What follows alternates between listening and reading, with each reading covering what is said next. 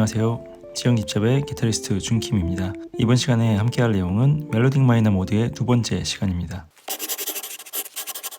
지연 깁잡. 네, 우리 지난 시간에 리디안 샵5까지 했었죠. 네, 이번 시간에는 네 번째 다이아토닉 코드부터 시작하는 모드 한번 다뤄볼게요. 그러면 얘네들을 제가 갖고 가서 한번 볼게요. 네, 이렇게 확인을 하고요. 그러면은 네 번째 모드는 4도 7 위에다가 5도 메이저가 온 형태죠. 네, 한번 써볼게요. 네, 이렇게 도미넌트 코드에 코드 톤이 그 위에 5도 메이저 코드가 오는 거죠. 여기서는 G 코드죠. 네, 그럼 루트와 각각의 91, 13번째의 음들을 비교해서 숫자를 한번 넣어볼게요. 그럼 얘는 장 2도니까 99, B는 증사도니까 샵11이고 D는 장 6도니까 13이죠. 네, 이렇게 된 형태죠. 그래서 코드톤과 넌 코드톤이 이렇게 나눠지고요. 얘네들은 도미넌트 7이니까 형태가 믹솔리디안의 형태가 있을 거고요. 믹솔리디안 형태로 가려고 하는데 보니까 장3도에 샵11이 있네요. 그럼 얘네들은 우리는 어떤 사운드로 말하기를 좋아한다고 했었죠? 네, 리디안이죠. 그래서 얘를 리디안의 관점으로도 볼 수 있을 것 같아요. 그래서 만약에 믹솔리디안의 관점으로 본다면은 여기서는 믹솔리디안 샵11이 되겠죠. 근데 리디안 관점에서 본다면은 얘는 리디안 플랫 7이 될 거예요. 그래서 이 둘 중에 사실은 둘 다 맞습니다. 둘 다 어떻게 불리든 다 맞는데요. 이 구성음들을 다 떠올릴 수 있고 하는데 제가 볼 때는 재즈 쪽 사람들이 이 리디안을 되게 좋아하는 것 같아요. 그래서 장3도인데 텐션에 샵11이 붙어 있다라고 하는 거를 리디안으로 보려고 하는 경향이 정말 강합니다. 그래서 이 사운드를 되게 강하게 리디안 사운드를 되게 강하게 생각하고요. 그렇기 때문에 거의 대부분의 화성학 책들과 음악가들이 리디안 플랫 7으로 말해요. 이 스케일을. 그래서 뭐 둘 다 믹솔리디안 샵11도 괜찮고 리디안 플랫 7도 괜찮은데 웬만하면은 전 세계 어디를 가도 우리가 다 알아들을 수 있는 그런 스케일로 우리가 이름을 알아두는 게 좋으니까 우리도 여기서 리디안 플랫 7으로 결정을 짓죠. 그래서 이름은 리디안 플랫 7으로 하고요. 코드는 4도 7에다가 여기 장이도죠. 그 샵11, 13이 전부 다 들어가 있는 형태인 거죠. 그러니까 도미넌트 7에다가 구 샵11, 13이 전부 다 들어가 있는 형태인 거예요. 아주 중요한 모드입니다. 네, 정말 중요한 모드고요. 꼭 외워두시고 연습 한번 해보시기 바랍니다. 네, 다음 모드 한번 가보죠. 다음 모드는 5도 7이 기반이죠. 5도 7 위에 6도 디미니쉬가 온 형태이죠. 그래서 보면은 이렇게 G, B, D, F 도미넌트 코드에 6도 디미니쉬죠. 6도 디미니쉬니까 지금 여기서는 A 디미니쉬겠네요. 네, 이렇게 되겠습니다. 네, 그러면은 또 얘와 각각의 넌코드 톤과 비교해서 음정을 비교해서 숫자를 넣어 볼게요. 그럼 얘는 솔에서 라니까 9이고 솔에서 C니까 11이고 솔에서 E 플랫이니까 플랫 13이죠. 네, 그렇게 해서 코드 톤과 넌 코드 톤이 이렇게 나눠졌네요. 네, 그러면은 얘는 코드가 도미넌트 7이니까 일단은 믹솔리디안으로 불러보죠. 그리고 11을 보니까 뭐 방해하는 게 없네요. 그렇죠? 그래서 얘는 그냥 믹솔리디안의 형태로 바라보면 좋을 것 같아요. 그러면은 얘는 믹솔리디안인데 뭐가 다르냐라고 하면은 플랫 13이 다르죠. 그래서 믹솔리디안 플랫 13 해주시면 되겠습니다. 간단하죠? 그리고 코드는 5도 7에다가 얘는 보니까 9 장이도고 11은 반음이니까 여기서는 못하고요. 얘도 반음이죠. 얘도 반음인데 우리 도미넌트 시간에 이 도미넌트의 성질에 대해서 배웠죠. 그래서 도미넌트는 불안한 코드이기 때문에 이 도미넌트 7의 성질, 이 코드 성질 자체를 방해하지 않는 한, 즉 그러니까 3도와 플랫 7을 방해하는 애들을 제외하면은 나머지는 다 끌어안을 수 있다. 왜냐하면은 이 3도와 플랫 7의 음정 자체가 증사도로 되게 불안한 코드라 이 불안한 거는 더 불안해져도 괜찮다. 다 끌어안을 수 있다라고 제가 말했었죠. 그렇기 때문에 여기서는 그냥 우리 텐션과 어보이드 노트를 따졌을 때는 이 13이 당연히 어보이드 노트가 되는데 도미넌트 7이기 때문에 얘를 우리는 끌어안을 수 있게 됩니다. 그래서 구도와 플랫 13을 끌어안을 수 있게 됩니다. 그래서 얘는 믹솔리디안 플랫 13이라고 부릅니다. 그 다음에 여섯 번째 모드 한번 가볼까요? 지연 깊잡. 여섯 번째 모드는 6도 하프 디미니시 위에 7도 디미니시가 얹혀진 형태죠. 그러면은 이렇게 된 거에서 7도 디미니시죠. 그럼 코드톤 자체는 1 플랫 3 플랫 5 플랫 7에 디미니시가 얹혀졌는데 얘를 루트랑 비교해보면은 9, D는 11이네요. 그 다음에 F는 플랫 13이네요. 얘는 장의도고, 얘는 완전사도고, 얘는 단육도죠. 이런 형태가 나왔습니다. 그러면은 얘는 지금 하프 디미니시 코드니까 우리는 뭘 생각할 수 있어요? 로크리안이라고 생각할 수 있죠. 그럼 로크리안인데 로크리안은 넌 코드 톤이 플랫 9, 11, 플랫 13이었죠. 거기서 달라진 점은 뭐예요? 지금 이 9이 내추럴이 됐죠. 원래는 플랫 9이었는데 얘가 9으로 바뀌었죠. 그래서 로크리안이랑 달라진 점은 9밖에 없으니까 그 달라진 점을 한번 써봅시다. 그러면 로크리안 내추럴 9 하면 되겠네요. 그렇죠? 뭐 여기저기 다른 데서는 아마 이 두 번째 음이 로크리안에서 반음이 올라갔다고 해서 어떤 데는 샵2라고도 말합니다. 또 어떤 데서는 샵 9이라고도 말하겠죠. 근데 저는 로크리안 내추럴 9이 가장 오해 없고 깔끔한 것 같아요. 그래서 저는 이런 말은 안 쓰고 내추럴 9으로 쓰고 있습니다. 그럼 코드를 보면은 6도 하프 디미니시에 9과 11과 플랫 13이 전부 다 텐션으로 올 수 있겠죠. 코드톤과 넌코드톤 나눠주고. 그러면은 일곱 번째 모드 한번 가볼게요.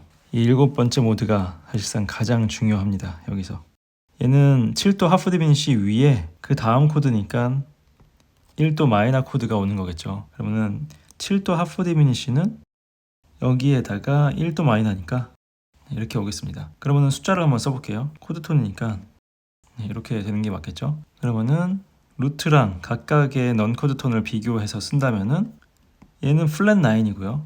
반음이니까 E 플랫은 E가 B에서 11이고 거기에 플랫이 됐으니까 플랫 11이네요. 뭔가 좀 이상하지만은 가보겠습니다.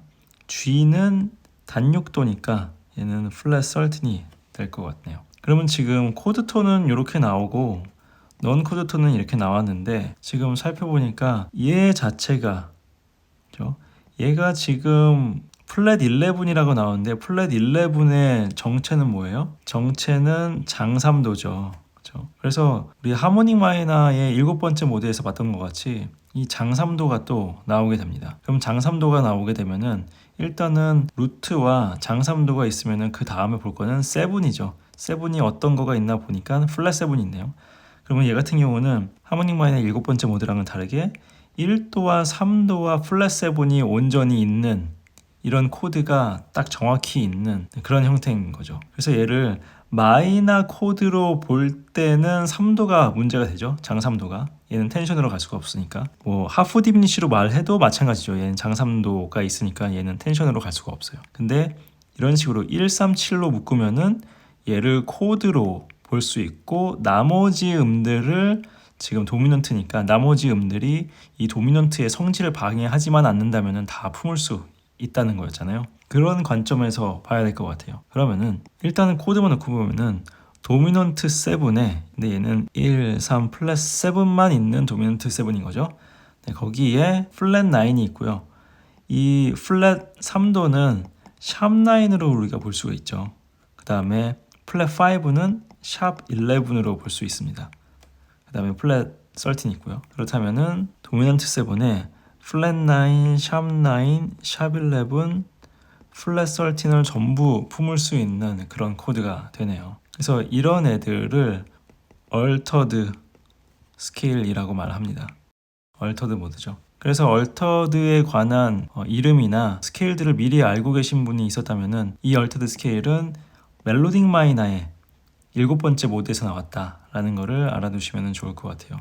얘를 또 다른 동네에서는 뭐라고 부르냐면은 우리 저번 시간에도 잠깐 다뤘었지만은 슈퍼 로크리안이라고도 말합니다. 그래서 로크리안이랑 거의 비슷한데 뭐가 다르냐면은 11이 하나 더 반음이 떨어졌죠.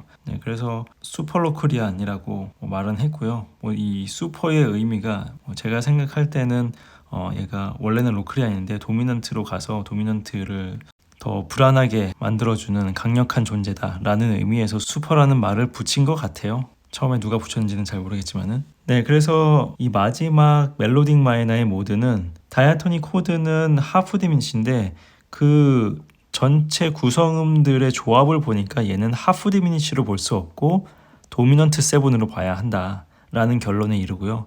도미넌트 7으로 볼 때 나머지 음들을 우리는 다 텐션으로 묶을 수 있다라고 해서 텐션이 엄청 많은 4개나 되는 도미넌트 7, 불안함의 약간 절정에 있는 그런 스케일이죠. 그래서 그런 스케일을 우리는 얼터드 스케일이라고 부른다라고 하는 거고요. 그 다음에 걔를 또 다른 말로 슈퍼 로크리안이라고도 말을 하게 된다는 겁니다. 여기까지 이해가셨죠? 지연 깊잡. 네, 그러면은 종합을 좀 해볼까요? 지금 우리가 총 멜로딕 마이너에서 나온 것들이 멜로딕 마이너 있었고요. 그 다음에 도리안 플랫 9 있었고, 리디안 샵 5, 리디안 플랫 7, 믹솔 리디안 플랫 13, 그 다음에 로크리안 내추럴 9, 그 다음에 얼터드 스케일이 있었죠. 그럼 얘를 카테고라이즈에 적용시켜 보겠습니다.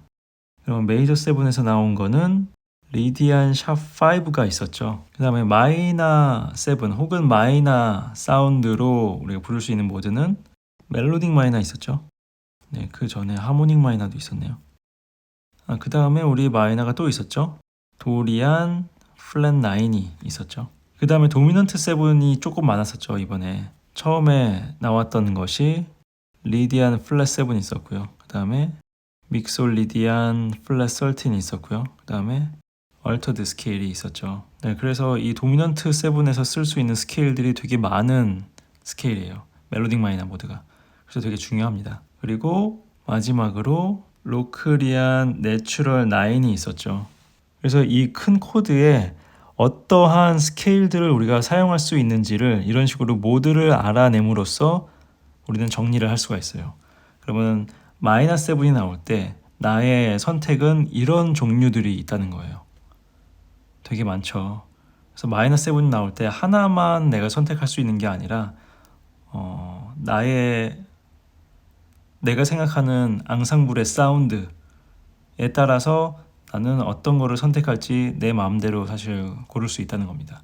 물론 내 마음대로 할 때가 있고 곡 전체 혹은 작곡가의 의도를 따라갈 때가 있고 또 어떨 때는 다른 리더의 의견을 따라가서 내가 어떤 거를 할지 정할 수도 있는 거죠. 특히 세븐 같은 경우는 이제 세븐이 되게 중요한데 제가 음악을 움직이는 엔진이라고도 말했었죠.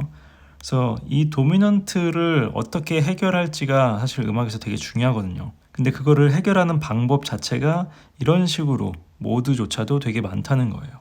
물론 모드 말고도 또 많죠.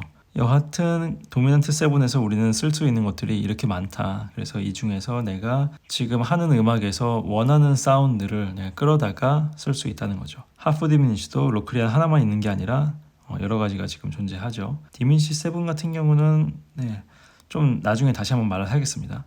어쨌든 이 큰 4가지의 코드에서 우리는 이렇게 다양한 사운드를 구현할 수 있다는 것을 모드 공부를 통해서 우리는 알 수가 있어요. 네, 여기까지 좀 정리되셨죠?